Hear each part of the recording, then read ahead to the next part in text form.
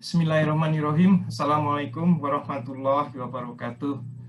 Bapak, Ibu, mahasiswa S2 kuliah metode penelitian teknik biomedik Fakultas Teknik UI. Ya, kita ketemu lagi melanjutkan kuliah kita tentang pengolahan data eksperimen. Ya, jadi di sesi yang lalu kita sudah mendiskusikan tentang regresi. Ya. Kita akan masuk dalam topik yaitu interpolasi dan sedikit tentang ekstrapolasi. Nah, kita ingin melihat perbedaan apa itu regresi yang sudah kita pelajari dan apa itu interpolasi dan ekstrapolasi yang akan kita pelajari ini, bagaimana mereka berbeda, ya.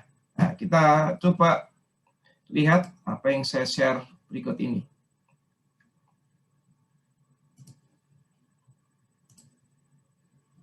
Ya, semoga terlihat ya, sebentar. Oke. Ya, jadi kita lihat di sini, contohnya adalah jika kita melakukan suatu eksperimen, kita pasti akan melakukan pengukuran data. Nah, pengukuran data tersebut untuk mengetahui respon dari sistem yang kita ukur tentunya bukan sesuatu yang statik ya, yang tetap terus. Bisa saja itu dilakukan untuk melihat suatu pengaruh noise atau apa. Tapi kita bisa saja mengukur memang kita ubah sehingga kita ingin melihat. Jadi input yang kita ubah atau variabel bebas yang kita ubah, ya, sehingga jika input itu berubah, apa yang terjadi dengan outputnya? Jadi di sini variabel bebas input itu adalah x, outputnya adalah fx, ya, output dari sistem yang kita ukur responnya adalah fx atau kita singkat di sini pakai y, ya. Nah, kita akan memiliki bunch of data, ya, kumpulan of data dengan input yang berbeda-beda dan harapannya pasti outputnya juga berbeda-beda, ya. Nah, data tersebut ada yang continuous, tapi di sini kita ingin mendiskusikan yang discrete, ya, yang memiliki data yang tidak tidak continuous artinya. Nah, data yang discrete tersebut, ya, itu pasti ada suatu interest atau keingintahuan kita di nilai variabel input yang kebetulan tidak dilakukan pengukuran. Jadi di antara di sini, ya, di antara data yang Anda punyain, kita pasti ada interest berapa datanya di sana, ya.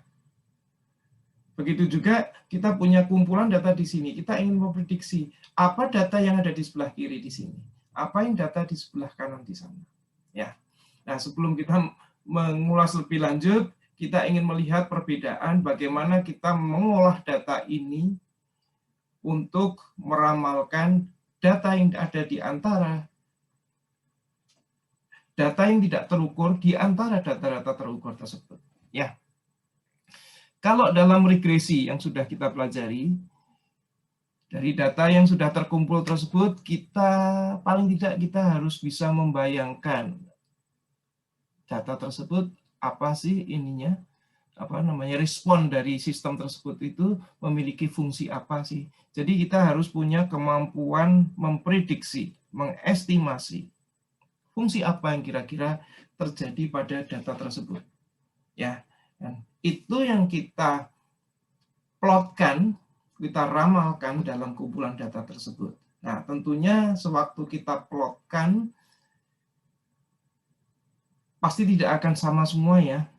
Bahkan yang terukur pun tidak akan ada dalam fungsi itu, tapi akan ada suatu deviasi, ya. Yang itu kita sebut sebagai error atau noise, ya. Nah, tugas dari perhitungan regresi adalah mencari suatu formula, mengestimasi suatu formula untuk ngeplot menggambarkan data yang sudah Anda punya itu dengan error sekecil mungkin. Ya, minimize the error. Ini yang teori yang kita pelajari sebelumnya. Sehingga kita akan mendapatkan suatu fungsi yang tidak usah harus menyentuh seluruh titik yang kita ukur, tapi punya error yang sekecil mungkin. Ya, jadi data yang kita ukur itu selalu kita anggap asumsi kita itu memiliki error. Sehingga yang kita anggap sebagai solusi dari respon yang kita ingin kita ketahui itu adalah tebakan kita, estimasi kita fungsinya, ya, yang kita berikan ke situ, kemudian kita hitung, minimize the error-nya, itulah fungsi yang ingin kita tebak. Oke. Nah, kepandaian atau pengetahuan kita untuk menebak kira-kira fungsi apa itu memang harus menjadi bekal kita, ya, dalam sewaktu kita menebak suatu suatu data yang kita miliki. Seperti contoh di sini, kalau kita coret ini interpolasi atau ekstrapolasi, maka kita bisa mengatakan misalnya saja ini adalah garis lurus linear regression. Kita anggap oke, trennya adalah dengan slope sekian, dengan titik potong biasnya di sini. Kita bisa menebak oke, behavior dari data yang saya atau behavior dari respon sistem tersebut itu kurang lebih bisa digambarkan dengan garis linear ini. Misalnya seperti itu. Atau mungkin bisa kita ramalkan dengan sebagai suatu fungsi parabolik. Ya. Nah, karena titik-titik yang kita ukur ini tidak akan persis sama atau nempel di dalam kurva yang kita ramalkan itu. Jadi kita menganggap bahwa apa yang kita ukur itu adalah data asli plus noise. Ya, noise ini yang harus kita minimalisir. Ya, kita anggap sekecil mungkin untuk bisa meramalkan respon sistem tersebut. Itu namanya regresi. Nah, berbeda dengan regresi, kita masuk ke interpolasi atau ekstrapolasi. Ya, maksudnya apa? Di dalam benak kita selalu punya anggapan bahwa data yang kita ukur tidak ada noise-nya. Ya, sehingga seluruh fungsi itu harus melalui keseluruhan titik tersebut, ya. Jadi ini kalau namanya kita ingin meramalkan fungsi apa saja, ini harus kita lalui, fungsi itu harus menggambarkan fungsi yang di sini. Nah, semakin banyak titiknya, berarti kita harus bisa menggambarkan fungsi itu cukup. Kalau titik tersebut kebetulan saja menggambarkan suatu garis yang mengikuti suatu lengkung atau apa, mungkin gampang ya kita meramalkannya. Tapi kalau tidak, maka solusi yang paling mudah untuk menghubungkan titik-titik tersebut adalah dengan apa yang kita sebut sebagai polinomial. Ya, jadi kalau kita memiliki n atau n plus 1 data, maka kita bisa menggambarkan kurva yang menghubungkan ke n plus 1 data tersebut. Itu kita sebut sebagai nth order polinomial. Jadi polinomial dengan derajat n, ya. Jadi kurangi 1. Contohnya kenapa dikurangi 1? Kalau kita ingin melihat suatu kurva, minimal kan pasti harus ada 2 titik, ya. Kalau ada 2 titik, yang bisa kita hubungkan adalah 1 garis. Garis itu ya garis lurus, ya. Garis lurus itu adalah order 1. Jadi kita punya 2 titik, ordernya 1. Punya 3 titik, ordernya 2, dan seterusnya. Jika kalau kita punya n plus 1 titik, berarti kita akan punya solusi polinomial, ya, kurva polinomial dengan order n, ya, n plus 1 minus 1, ya. Oke. Jadi itu perbedaannya. Jadi asumsinya kalau regresi, data yang kita ukur adalah mengandung noise. Ya, sedangkan kalau dalam interpolation, data yang kita ukur tidak mengandung noise. Dan itu data tersebut digambarkan dalam bentuk polinomial tingkat tinggi ya, higher polynomial ya, higher order polynomial. Nah, kalau sudah jelas itu, jadi kita membaginya sekarang. Data tersebut bisa kita gunakan untuk meramalkan ya posisi di mana kita tidak mengukur di antara data-data tersebut ya, atau kita bisa meramalkan di luar, beyond, entah itu setelah ya di sebelah kanan, entah itu di sebelah kiri. Oke. Nah, kalau di sini di dalam data sendiri ini ya, kalau interval ininya ada di dalam interval datanya sendiri, maka kita sebut sebagai interpolasi. Jadi kita menghubungkan, mencari nilai di antara data-data yang sudah ada. Tapi kalau kita mencoba untuk melihat after, ini kita sebut sebagai ekstrapolasi. Begitu juga data yang sebelah kiri, ini juga kita meramalkan sebelah kirinya, ini juga ekstrapolasi. Ya, jadi ada dua perbedaan. Nah, dari pengalaman, kalau kita meramalkan nilai dengan proses interpolasi itu lebih reliable ya. Apalagi kalau di tengah di sini, ini akan lebih reliable jika dibandingkan jika dia di ujung-ujung.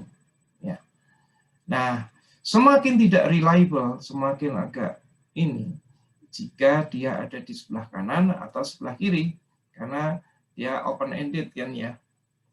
Sisi sebelah kanan atau sebelah kirinya di sini adalah untuk ekstrapolasi itu ini. Jadi kita bisa mengatakan ekstrapolasi biasanya agak unreliable ya, tidak bisa dipercaya 100% ketepatannya. Nah, itu sifat-sifat dari proses memprediksi, mengestimasi data ya dengan metode ekstrapolasi, interpolasi maupun ekstrapolasi. Baik, kita kembali lagi, kita stop share, kita masuk ke bahan kuliah yang ingin kita diskusikan ya. Kita masuk ke sini. Oke, semoga cukup jelas ya. Nah, kita mulai dengan interpolasi ya. Seperti yang tadi sudah saya jelaskan ya. Kita akan ya, karena kita punya N+1 data ya. Kalau dihubungkan kurvanya, maka dia ini kita sebut sebagai polynomial interpolation ya. Tingkatnya adalah n ya. Jadi kalau Anda lihat di sini fx itu A0 plus A1x plus A2x kuadrat dan seterusnya sampai ditambah AN X pangkat N ya. Nah, solusi dari polinomial interpolasi ini hanya satu-satunya. Kalau kita punya data di situ, maka kalau kita menghubungkan, kita tidak bisa seenaknya, pasti hanya single solusi. Seperti kita punya dua titik, maka solusinya ya hanya garis di antara dua titik itu, nggak ada garis. Kalau garis lengkung, lengkungnya itu harus melewati suatu titik yang lain kan. Ya. Jadi artinya polynomial interpolation itu hanya satu-satunya solusi untuk ya dengan order n tadi, adalah satu-satunya solusi untuk menyelesaikan menghubungkan n+1 data. Ya. Ini kalau kita ini kan di sini one and only one. Ya, jadi hanya satu dan satu-satunya polinomial dengan order n yang passes through all the point. Ya, ini yang harus kita pahami. Nah, ada dua teknik, ya, metode yang sudah dikembangkan dan cukup reliable dan banyak digunakan dalam komputasi, ya. Jadi ini kan kaitannya dengan komputasi nanti.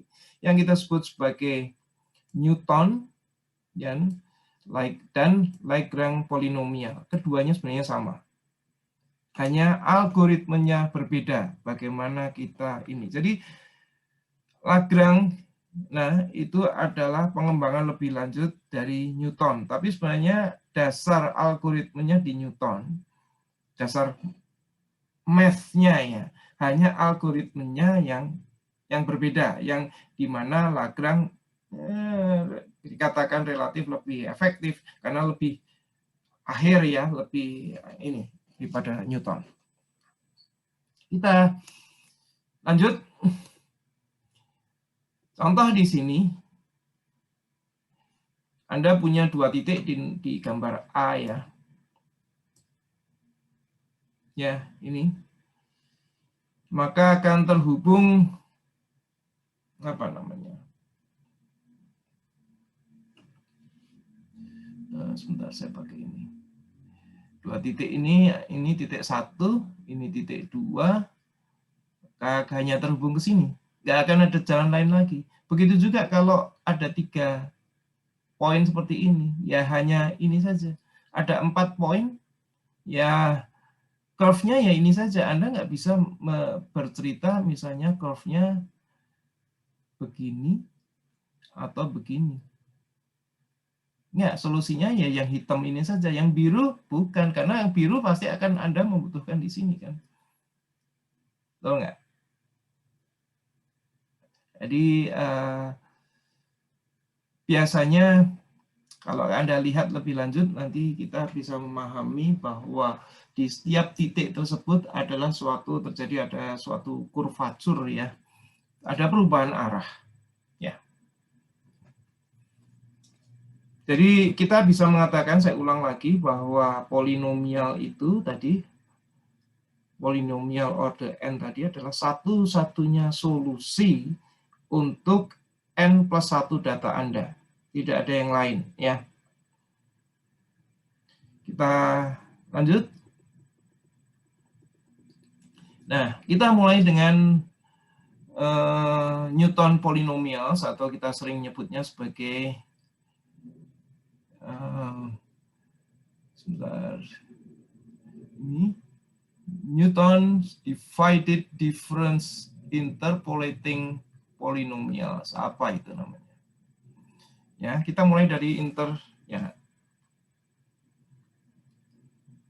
kita mulai dari linear interpolation. Jadi kalau Anda, kita lihat kalau ada gambarnya, ya.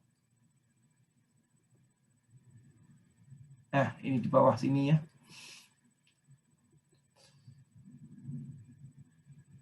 Kita punya misalnya, ya,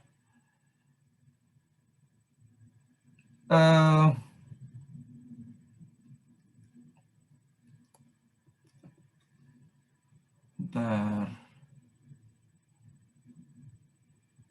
fx gini. Ini ada suatu kurva, ya, yang melalui 2 titik, yaitu titik di sini adalah x0, x-nya di x0 dan satunya lagi di x1. Jadi koordinatnya x0, fx0, satunya lagi di, jadi kalau saya tulis titiknya itu adalah x0, fx0, ya. Saya tulis segini, kan. Di sini x1, fx1. Tuh. Nah, jika ada suatu kurva seperti ini, kita bisa mengatakan, oke, kita bisa meramalkan fx1 itu berapa dengan pendekatan yang kita sebut sebagai linear interpolation. Jadi kalau kurvanya sendiri ini kita sebut sebagai kurva fx, ini adalah kurva f yang linear ini adalah F1X, betul kan? Nah, jadi Anda lihat di sini. F1X minus, jadi kalau kita meramalkan X itu ada di tengah sini. Ya. Ini X, ini X0, ini X1. Jadi F1X minus Fx0 dibagi X minus X0 ini kurang lebih kan merupakan apa? Tangent ya. Tangent. Nah, begitu juga kita bisa mengatakan tangent di sini pembagian ini oleh ini, jadi pembagian panjang ini ya oleh panjang ini sama dengan pembagian oleh ini, pembagian ini oleh panjang ini kan, sama saja kan. Jadi kita bisa menulisnya seperti ini. Sehingga kita bisa meramalkan suatu titik di antara kedua titik tersebut. Ya, maksudnya kedua titik tersebut titik ini titik 1, ini titik kedua. Atau ini titik 0, ini titik 1. Ya, mungkin lebih gampangnya. Kita bisa mengatakan kalau kita mendekati dengan garis lurus yang menghubungkan kedua garis itu, maka F1X itu sama dengan Fx0 ditambah ini yang namanya kita sebut sebagai gradien. Ya, ini gradien. Oke. Gradien dikalikan jarak antara X ke X0. Oke. Nah, kita lanjutkan di sini. Ini ada beberapa contoh ya. Contohnya begini. Ini ada suatu problem ya, memperkirakan interpolasi dari suatu apa namanya fungsi ln ya, logaritmik natural. Jadi kalau di sini fx itu sama dengan, kalau saya tulis ini sama dengan ln x ya. Nah, ini dia. Ini ada di sini. Fx itu sama dengan ln x. Jadi kita diminta ini adalah 1, ini 2, x-nya ya. X sama dengan 4 dan seterusnya ini 6. Nah, jika kita tahu X-nya sama dengan 1, dan kita tahu X sama dengan 1, ln 1 itu adalah 0, kemudian kita tahu juga X6 atau ln 6 itu adalah sesuatu, maka kita bisa meramalkan berapa ln 2. Nah, sekarang coba kita lihat. Kalau ln 2 itu kita dekati jika ya, kita pakai ini yang lebih panjang ya, 6 di ln x ya. Kita tarik garis lurus dan kita lihat di sini x sama dengan 2. Apa yang Anda lihat? Jika the true value-nya adalah di sini, maka Anda lihat selisihnya adalah sekian ya, antara ini sama ini. Ya.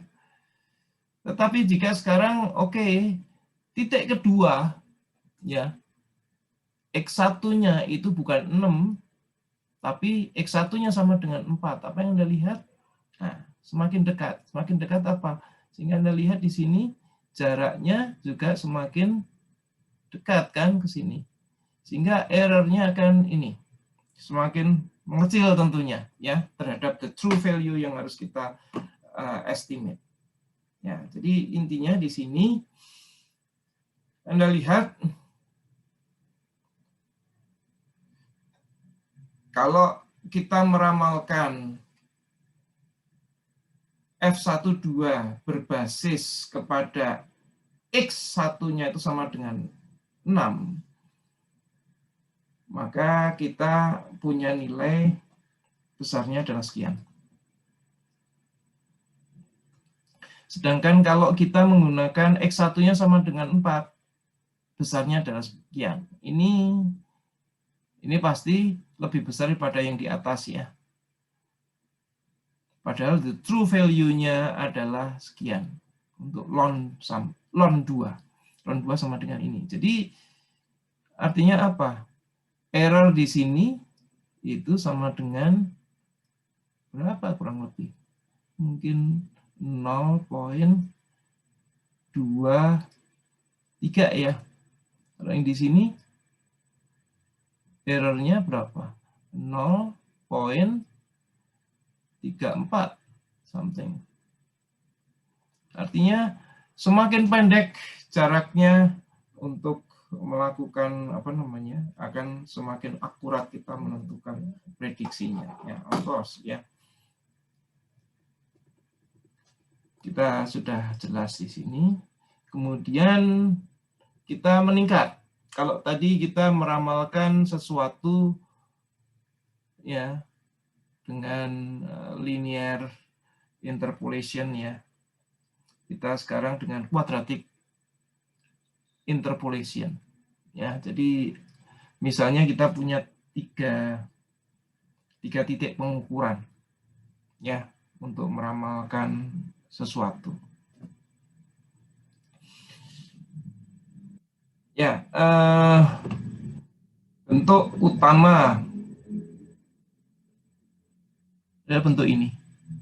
Jadi F2X itu sama dengan kita bisa menyatakan B0. Ya, ini bentuk kalau ini ada 3 titik ya. Misalnya begini. Begini misalnya. Ya. Nah, ini ada titik-titik ini. Maka kita bisa mengatakan misalnya saja kita ingin melihat di sini. X-nya itu di sini. Ini ada X0, ada X1, ada X2. Sedangkan di sini ini to be ini adalah X. Nah, kita bisa menyatakan karena kita tahu bahwa kita punya 3 data, kita pasti dalam bentuk kuadrat ya. 3 dikurangi 2 berarti ordernya adalah 2. Berarti dalam bentuk kuadrat, dan kita secara convenient kita menyatakannya dalam bentuk ini. Ya, 2 term pertama ini menyatakan linear system kan ya, B0 plus B1X ini. Ya. Ini kalau kita uraikan lebih lanjut, maka kita akan mendapatkan bentuk seperti ini. Betul kan ya? B0 tetap yang X mana ya? Nanti Anda lihat sendiri yang hanya X itu tertulis di sini ada X ini B2.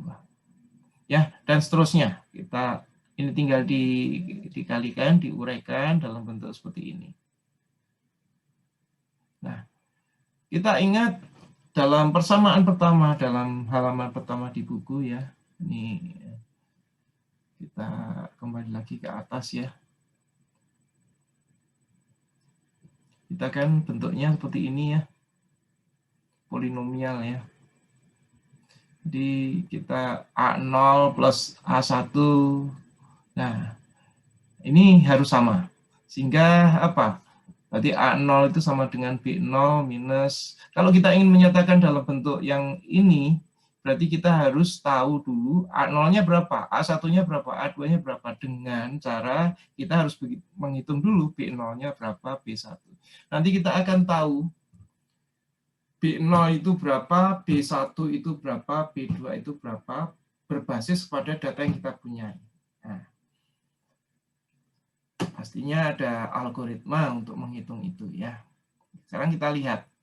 A2 sama dengan B2. Jadi kalau kita tahu B2, maka kita tahu A2. Sedangkan kalau kita tahu B1, kita tahu B2, X0 ya. Kita juga tahu X0-nya, kita tahu B2, dan juga tahu X1-nya, maka kita bisa mendapatkan seperti yang ada di sini kan, masing-masing variabel, bukan variabel, koefisien ya, A0, A1, dan A2.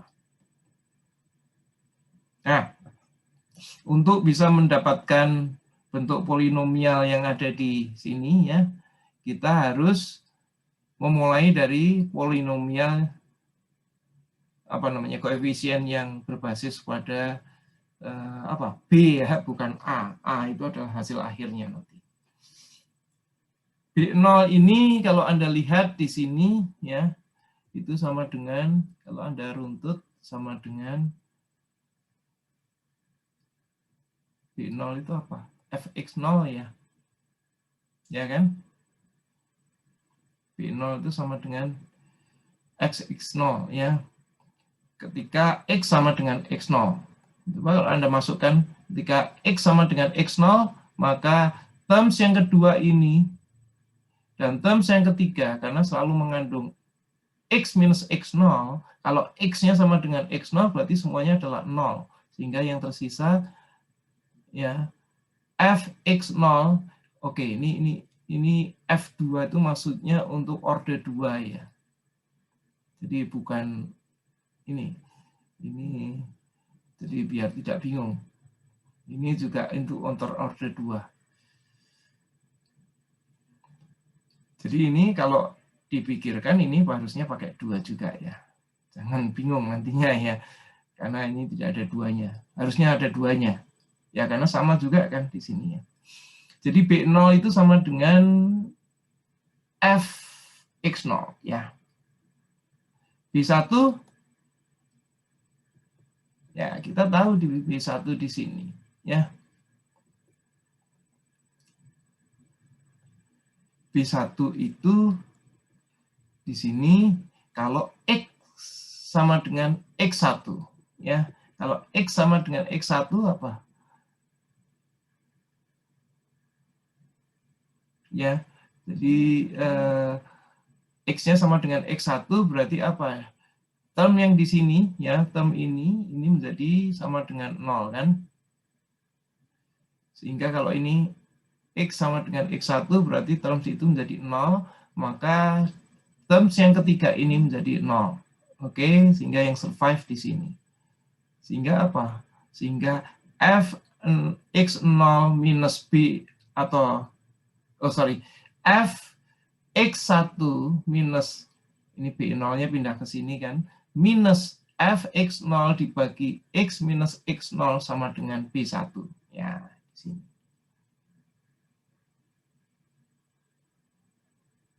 Oke, kita sudah dapat ini. Nah, sekarang tentunya kita mencari, kita tahu B0-nya berapa, kita dapatkan B1-nya berapa, berbasis kepada data yang Anda punyai. Begitu juga B2. Anda dapatkan apa? Di sini kan, B2. Berbasis data yang Anda miliki ya. Jadi Fx2, X2, ini kan data yang Anda punyai semua. Fx1 pasangannya dengan X1. Ya kan? Nah, sekarang kita coba bagaimana dia mendapatkan nilai ini. Ya, kita coret-coret sebentar ya. Kita pindah ke tampilan yang lain sebentar.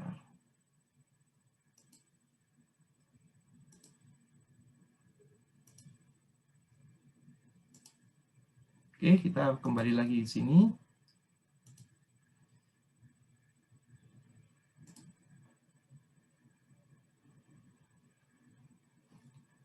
Oke. Nah, kita mulai di persamaan. Bentar, saya melihat di buku. Kita persamaan apa? 18.1 ya. 18.1 kita ingat. Kita punya, kalau kita punya apa namanya, 3 data, berarti polinomial yang kita miliki, interpolasi polinomialnya adalah order 2. Kita tulis F2X itu sama dengan A0 plus A1X plus A2X kuadrat. Oke. Nah, kemudian kita ingat juga, coba Anda lihat di buku textbook Anda 3, maka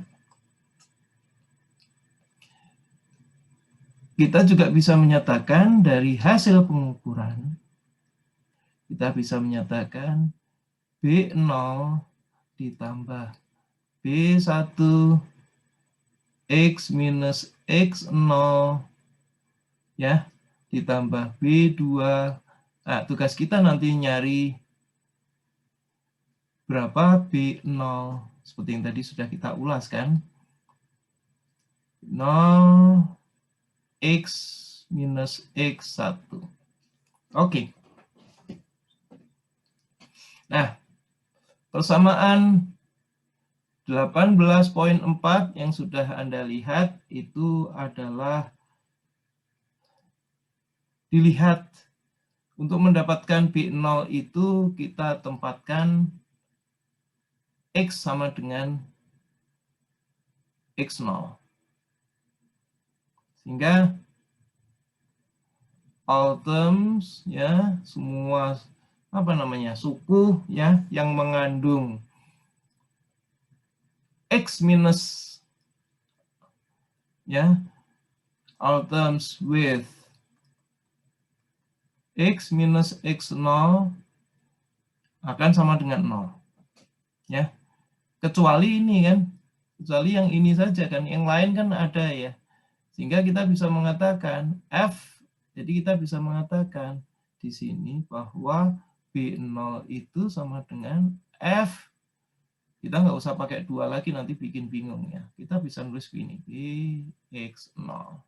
Atau saya lebih, di buku lebih ditulis 2 ini hanya mengindikasikan bahwa dia adalah order 2 polinomialnya, karena kita hanya punya 3 data. Oke. Nah, sekarang kita ingin mengetahui atau mendapatkan nilai B1. Ini kalau nggak salah di equation 18.5 ya. Kita pasti tempatkan X sama dengan X1 kan. Maka all terms with X minus X1 is equal 0. Yang ada kan cuma terms yang nomor 3 ini saja ya. Sehingga kita bisa mengatakan ya, B1, nah, saya biar gampang itunya. X minus X0 itu, karena yang sebelah kanan itu ya, sebelah kiri ini sudah 0, maka ini bisa saya katakan F X0 Fx1 ya. Fx1 minus Fx0 ya. Ini adalah apa? B0 kan ya. Oke. Sehingga kita bisa mengatakan di sini B1 sama dengan Fx1 minus Fx0 per berapa? X1 minus X0. Ya, ini yang sudah kita lihat di uraian di buku. Nah, kita lanjut sekarang karena ini lebih ini ya. Kita ingin melihat, membuktikan yang 18.6 ya. Kenapa dia bisa mendapatkan seperti ini? Nah, di sini kita mengharapkan persamaan 18.5 dan 18.4 itu kita masukkan ke substitute ke 18.3 ya. Dan tentunya di situ kondisinya adalah X sama dengan X2. Nah, X minus X2 sama dengan X2, di situ tidak ada term yang bisa dihilangkan karena yang ada kan X minus X0 dan X minus X1. Sehingga semuanya survive. Ya, semuanya survive. Sehingga apa yang kita dapatkan? Yang paling mudah adalah sisi sebelah kiri, ya. Sisi sebelah kiri di sini. Anda lihat nih. Fx, x-nya kan x2 ya. Jadi fx2 minus b0. Kita pindah dulu b0-nya. Jadi fx0 ya. b0 itu kan fx0. Jadi kita sudah dapat. Kemudian kita nyatakan B1-nya sebagai dalam bentuk apa? Dalam bentuk persamaan yang di atas ini kan. Ini B1 kan dalam bentuk ini ya. Jadi ini B1 Fx1 minus Fx0 dibagi X1 minus X0. Dikalikan, kita tahu di sini X minus X0 kan ya. Oh, sorry, X-nya X2. Sorry, di sini. Ini X-nya X2. Nah, ditambah di sini B2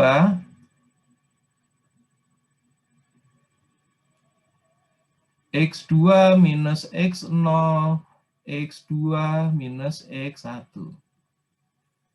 Sehingga sekarang kita mengharapkan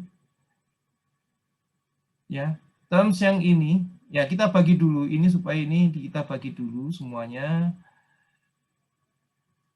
Ya, terms ini X2 minus X0 ini yang ada di dua suku sebelah kanan. Ini coba kita pindah ke sebelah kiri ya. Jadi kita akan mendapatkan di sebelah kiri di sini adalah, ini saya pindah dulu. Saya tidak bikin ini.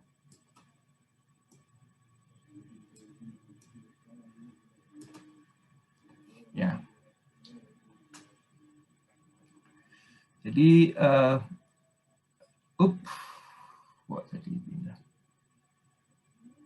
F X2 minus Fx0 ini dibagi oleh X2 per X0, boleh kan? X2 min X0. Oke. Kemudian dikurangin oleh ini. Minus Fx1 minus Fx0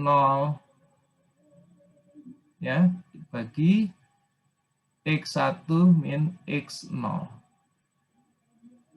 sama dengan di sebelah kanan masih ada B2 ya, X2 minus X1. Nah, kita sudah sampai bentuk seperti ini, maka kita akan mendapatkan bentuk yang terakhir. Jadi kita bisa mendapatkan B2, ya tentunya B2 sama dengan F X2 minus F X0 dibagi X2 minus X0 minus F X1 minus F X0 per X1 minus X0.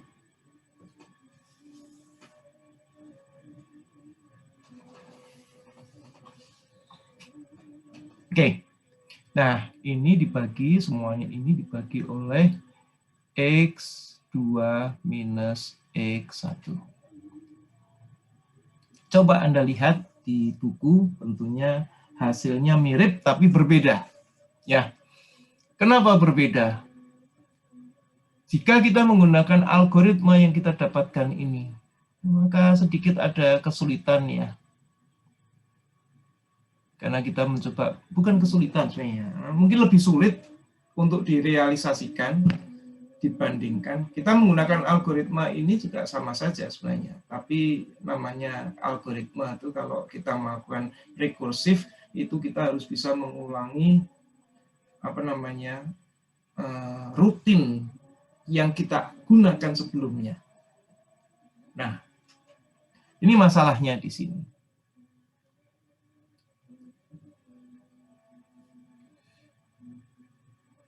Di sini fx1 minus fx0 ya dibagi x1 minus x0 ini just fine, ini nggak ada masalah ya.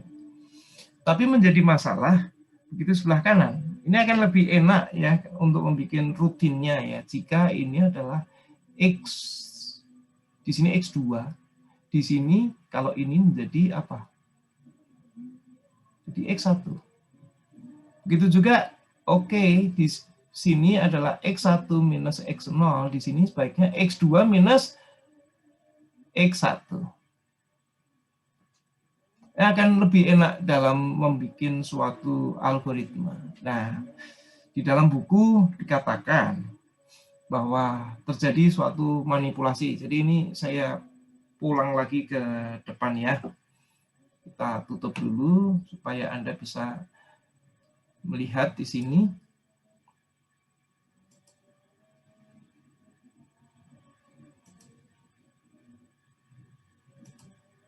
Ya, ini yang saya katakan akan lebih nyaman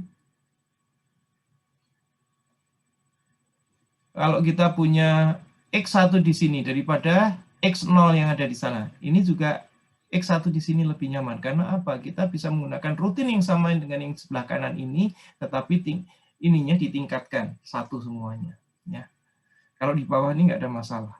Nah, sehingga apa? Apa yang kita dapatkan dari urean tadi yang kita sudah derive tadi, ini di sini kita disebut di dalam buku ya, after some algebraic manipulation. Jadi setelah manipulasi aljabar sedikit, maka bentuknya berubah dari ini sehingga lebih mudah menulisnya dalam suatu algoritma ya. Oke, jadi ini kurang lebih yang disebutkan di situ.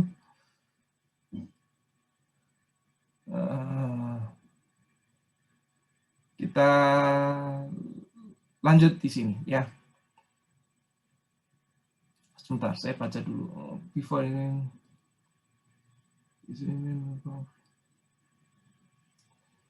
ya bentuknya ini akan semuanya akan kita gunakan. Jadi seolah-olah ini yang di sebelah kanan ini adalah turunan pertama. Ini adalah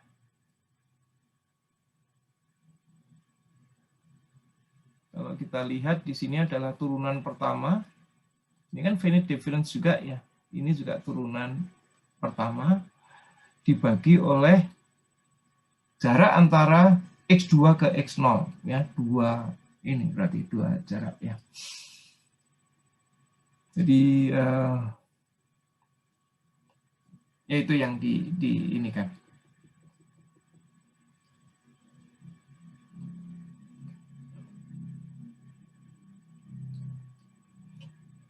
Sebentar ini.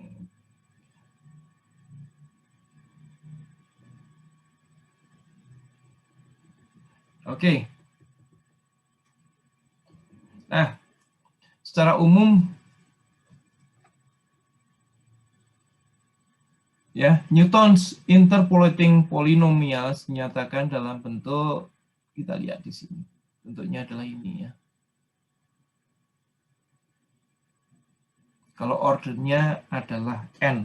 Jadi berarti Anda harus punya pengukuran sebanyak n plus 1 ya. Anda lihat di sini. Nah, apa itu B0? Kita sudah tahu. B0 itu adalah diukur suatu X sama dengan X0 ya. Nilainya adalah B0 itu sama dengan Fx0. Ini berarti seperti Taylor series saja sebenarnya. Ya, kita mulainya dari F0, jadi dari titik reference-nya. Ya. B1 apa? B1 adalah ya, Fx1, X0. Jadi kita membuat suatu apa namanya simbol baru ya, F dalam ini. Ya, kalau kita menyatakan seperti ini maksudnya adalah fx1 ini, sorry, ini kita pakai kurung kotak ini ya, 1,x0 itu maksudnya seperti yang ada di depan sini ya, fx1 minus fx0 ya sama dengan ini kan min fx0 per x1 minus x0. B2 apa? B2 ya seperti yang kita lakukan di atas ini, kalau ada 3 ini ya. Jadi maksudnya adalah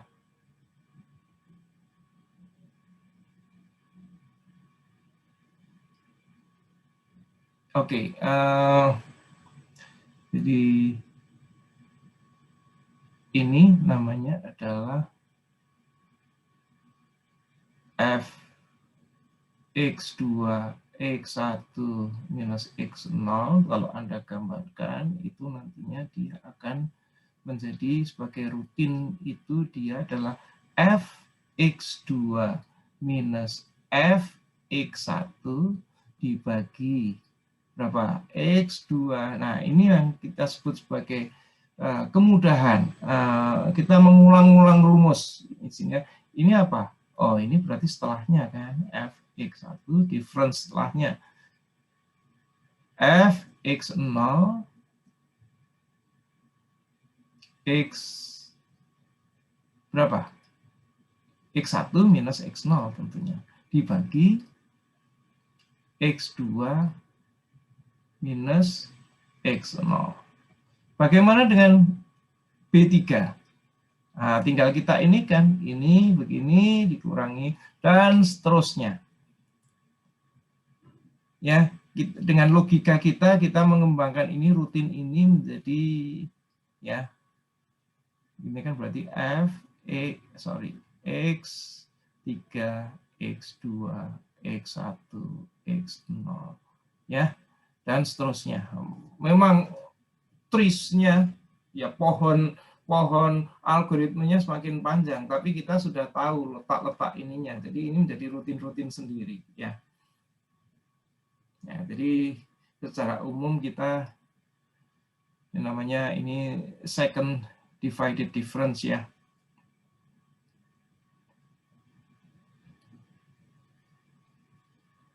Ya kan?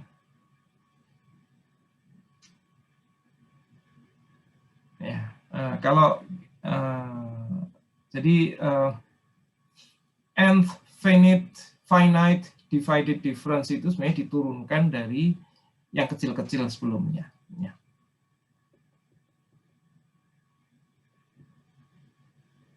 Nah, sekarang kita lihat apa yang jika kita punya 3 poin ya. Kalau tadi kan selalu 2 poin. X sama dengan 1 dan X sama dengan 6. X0 sama dengan 1, X1 sama dengan 6. Atau X0 sama dengan 1, X1 sama dengan 4. Nah, kita tahu bahwa X1 sama dengan 4 itu kalau kita hanya punya 2 poin itu aja, itu akan lebih teliti ya menentukan estimasinya dibandingkan kalau X1-nya sama dengan 6. Oke, nah sekarang 146 ini bukan hanya 14 dan 16, tapi sekarang menjadi 146. Jadi 3 titik itu untuk meramalkan berapa ln 2, berarti X sama dengan 2. Nah, kita masukkan saja di sini. B2 sekian, kita ya kan, kita masukkan aja nilainya. Ini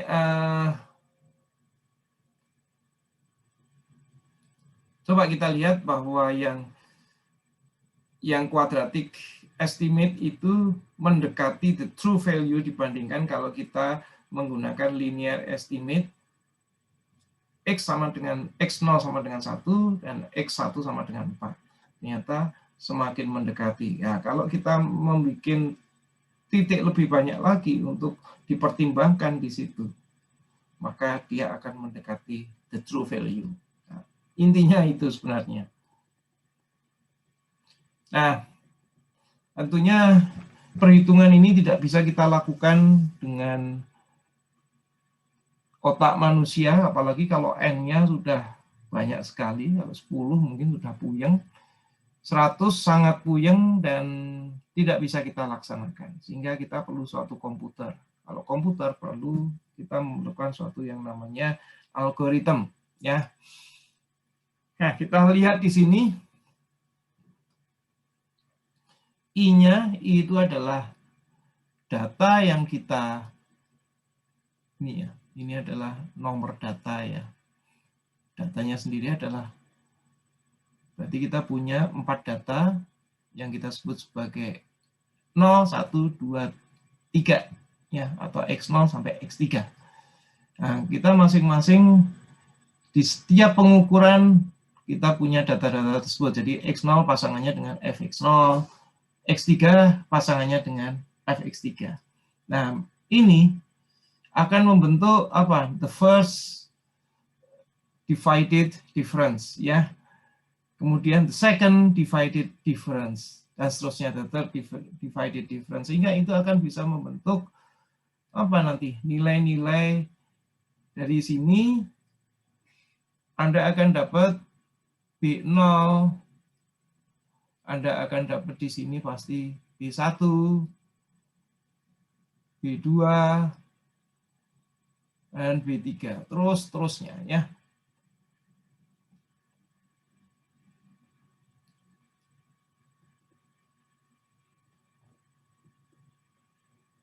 Oke.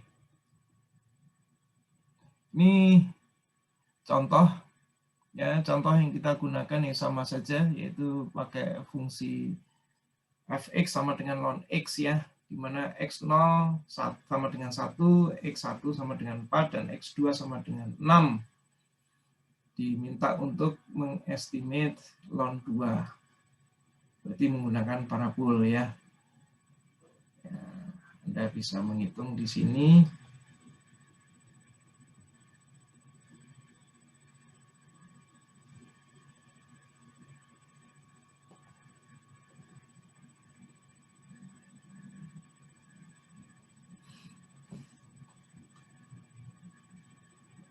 Nah, dengan sebentar, ini saya ingat-ingat dulu. Ini kita punya berapa titik ini? Ini adalah 0, ini 1 berarti ya, ini 4, ini ada titik 5, ada titik 6 ya. Jadi kita punya berapa ini? 4 titik, berarti kita bisa menggunakan order 3 ya. Sehingga Anda lihat di sini urutannya M3, maka kita akan memiliki sampai B3 ya. Dari B0, B1, B2, B3 ya. Nah, kita B0-nya sendiri kita tahu berapa? B0-nya itu sama dengan Fx0 ya. Fx0 berarti semuanya 0, berarti ya B0 sama dengan Fx0 ya, pasti. Coba kita lihat. Jadi Fx0-nya kan 0 ya. Nah, kita jumlahkan saja di ini, kita bisa tahu B ininya berapa. B1-nya berapa di sini.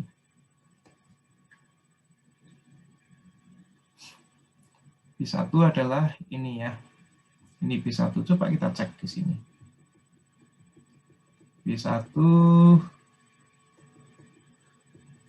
ini kan ya, B1, ini B1, ini B0, ini B1. Sedangkan B2 berapa? B2 adalah ini B2. Betul kan? Ditentukan oleh X2, X1, X0. Ini adalah B2. B3-nya adalah ini. Oh, sorry. B3-nya pasti gabungan antara ini dan ini ya. Ini adalah B3. Nah, dihubungkan setelah itu Anda akan mendapatkan ini yang semakin mengecil ya. Coba the true value-nya, true value, kalau tidak salah, true value ya, kalau tidak salah adalah F2 itu sama dengan 0,69 kalau nggak salah. Jadi kurang lebih 10%, 9,3%. Di sini kan 6,3 ya. Oke. Nah, selanjutnya kita sudah memahami bagaimana kita mengestimate suatu nilai di situ. Semakin tinggi atau semakin banyak data yang kita miliki, maka semakin akurat selama data tersebut benar ya. Kalau data benar untuk meramal pasti insya Allah semakin banyak datanya. Jika data tersebut benar, maka akan semakin akurat. Kecuali kalau datanya itu penuh error dan dia tidak benar. Itu beda lagi nantinya. Ini konsepnya di sini kita menganggap data tersebut adalah benar. Sehingga yang dilalu, jadi curve kita tuh melalui titik-titik tersebut. Jadi tidak ada noise di sini. Ya, berbeda dengan regresi. Kalau regresi sebaiknya digunakan untuk kalau dia bernoise ya. Filosofinya seperti itu. Ya, jadi residu itu adalah karena kita mengestimasi ya, mengestimasi itu pasti bukan the true-nya, pasti adalah di sekitarnya. Nah, pasti ada suatu selisih di situ yang kita sebut sebagai residu. Nah, residu atau semakin mengecil jika apa? Jika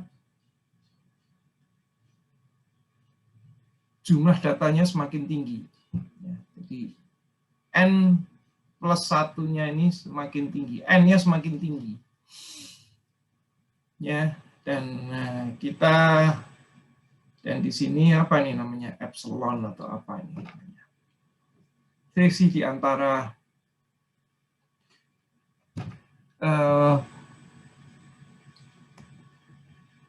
antara dua space ya.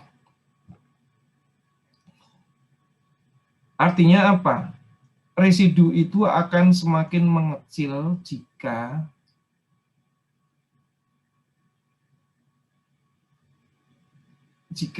jumlah datanya akan semakin meningkat. Coba bayangkan, nilai ini akan meningkat terus, ya dikalikan, ini kan N plus 1. Nanti kalau N-nya bertambah lagi, dia dikalikan N plus 1 lagi. Sedangkan di sini space-nya umumnya, meskipun kita bisa mengatakan bahwa space itu bisa keunggulan dari metode Newton interpolation ini, atau Lagrange interpolation ini, bahwa mereka tidak equally space ya, bisa space-nya bisa berbeda-beda, tapi space-nya meskipun berbeda-beda tidak akan jauh sekali ya. Sehingga kalau kita bagi dengan, kalau kita tambah N-nya 1 aja ke atas, berarti akan dibagi dengan N ya, N plus 2 kan. Nah, N plus 2 ini, N-nya ini space-nya tetap saja pengalian space-nya, tapi N-nya ini kan semakin membesar ya. Sehingga apa? Kita bisa mengharapkan ya, expecting bahwa Rn itu akan semakin mengecil nantinya. Ya, kurang lebih seperti itulah. Seperti tadi ceritanya, kalau kita ini kan, jadi filosofinya semakin tinggi ininya, kita dikalikan dengan space yang ibaratnya dikatakan sama terus, tapi kita dibagi dengan N ini ya, yang semakin membesar ya. Oke.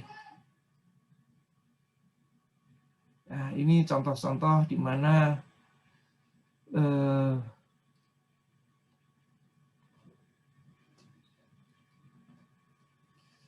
contoh-contoh residu ya.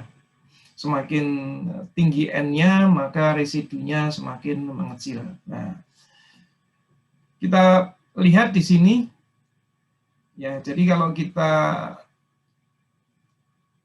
polinomial order yang tinggi dibandingkan dengan polinomial yang di bawahnya, selisihnya itu adalah merupakan residunya, kurang lebih residunya. Ya. Jadi Anda lihat di sini, jadi residu itu adalah kalau Anda menambahkan pengukuran sekali lagi, ya, maka ekspektasi dari pengukuran yang lebih tinggi dikurangi ekspektasi dari pengukuran yang lebih rendah, itu selisihnya itu merupakan residu atau error dari pengukuran Fn ini, ya. Ya kan, ekspektasinya kalau kita tambahkan kan sekian. Nah, inilah errornya ini. Ini akan semakin mendekati itu. Kalau kita anggap ini the true value-nya, ini the true value, ini adalah yang kita capai, maka selisihnya ini yang kita sebut. Meskipun ini tidak true value juga. Nanti Fn plus 2x ini lebih true value lagi. Tapi paling tidak kita bisa mengatakan bahwa kita dekati, ya, bahwa errornya itu ya selisih ini, ya.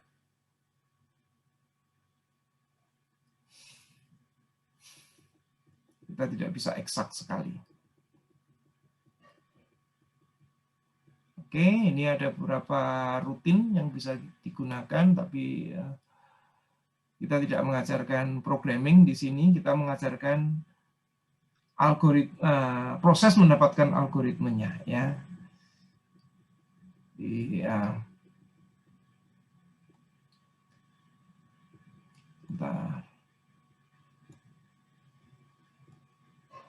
Nah, saya cocokkan di sini.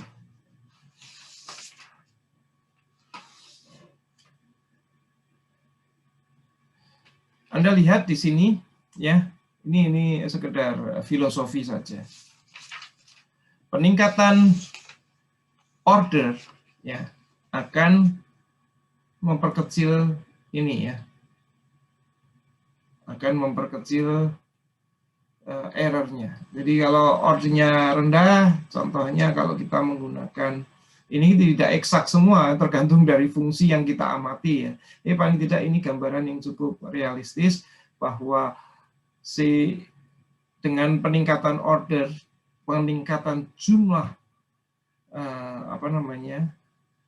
sampling, pengukuran itu akan mendekatkan ininya, prediksi kita terhadap interpolasi.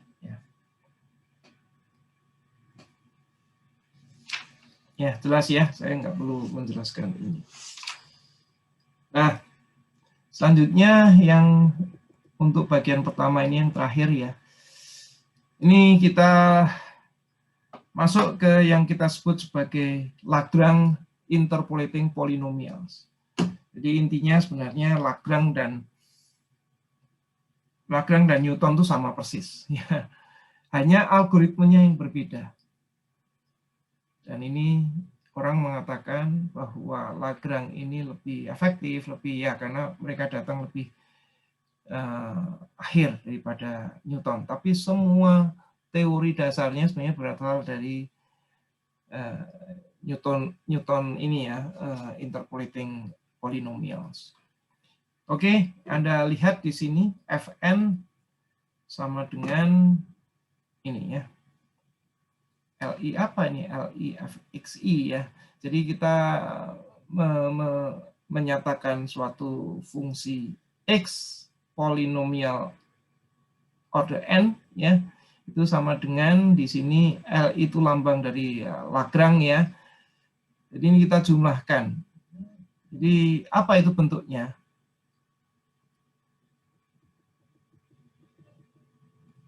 Dan sendiri kalau Anda ingat di sini ini seperti ini, ya. Pembagian seperti ini. Kalau Anda lihat ini apa namanya istilahnya, ya. Ada sigma, ada gamma kali, ya. Perkalian, bukan penjumlahan. Kalau sigma kan penjumlahan, ya. Product of, ya. Jadi ini akan menjadi apa? Ini tinggal kita olah saja nih. J-nya dari 0 ya. Jadi ini akan ada perkalian X minus XJ, XI minus XJ. Di sini J-nya nggak boleh sama dengan I. Nanti di sini apa? J-nya mulai dari 0 kan. I-nya konstan terus selama dalam LI ini. Jadi ini adalah menggambarkan ini ya. Nah, J-nya ini yang berubah dari 0, 1 sampai N dikalikan sehingga membentuk perkalian seperti yang Anda lihat di sini, dan seterusnya ya. Ini kan sebenarnya sama dengan apa? Nantinya Anda lihat sama dengan apa yang ada di dalam perhitungan Newton polynomials ya, interpolating polynomials. Sehingga F2X ini kalau kita pecah, kalau kita punya second order saja, bukan I-nya hanya terbatas saja, maka kita bisa menulis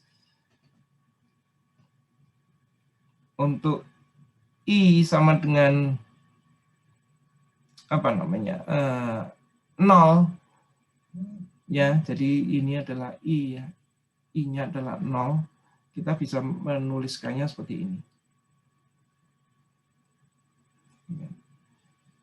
Ini kalau I-nya sama dengan 1 dan seterusnya.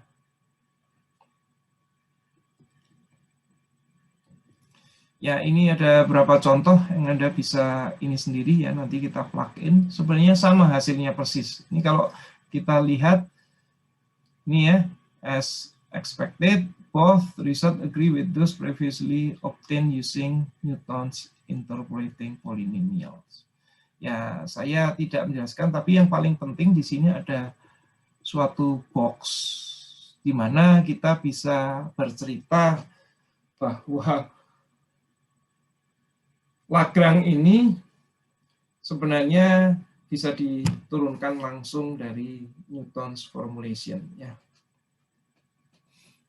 Oke, coba kita lihat. Kalau kita punya ini kalau kita mencari B1 kan seperti ini ya. Atau kita bisa menyatakan dalam bentuk seperti ini. Oke. Nah, sekarang kalau kita pecah bagaimana?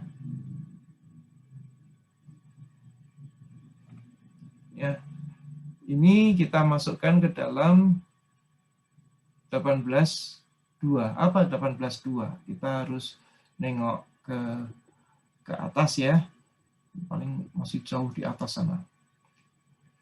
Saya lupa di mana.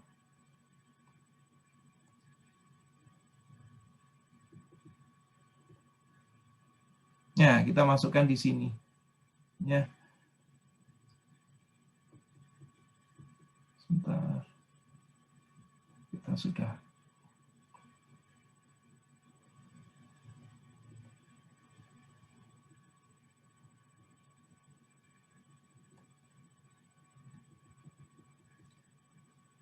Oke. Jadi kalau kita masukkan itu ya, ini akan menjadi apa? Fx0 ditambah sebentar, saya lihat di sini saja.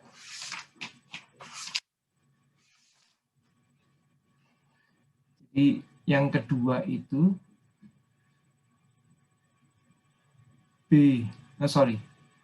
bukan B, 18.2 itu persamaannya adalah F1X itu sama dengan apa?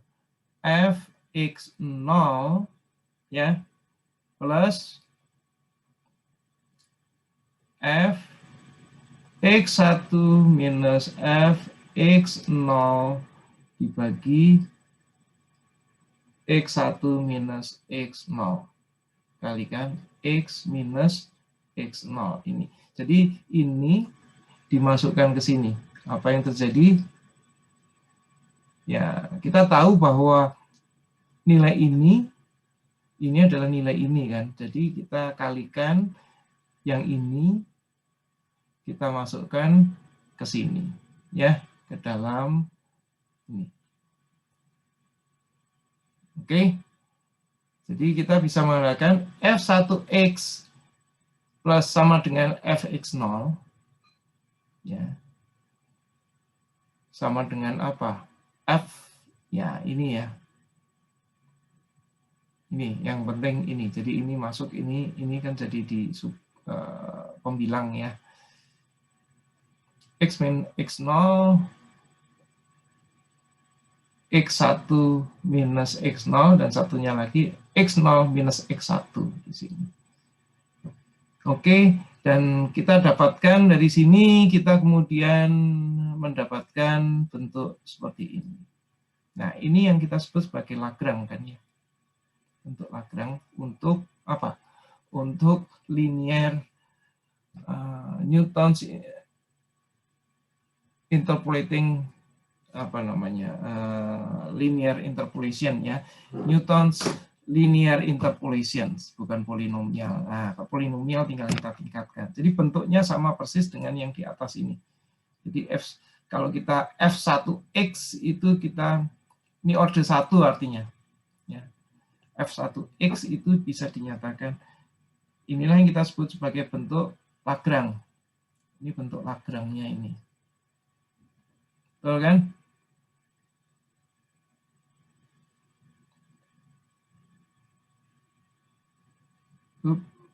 Ya.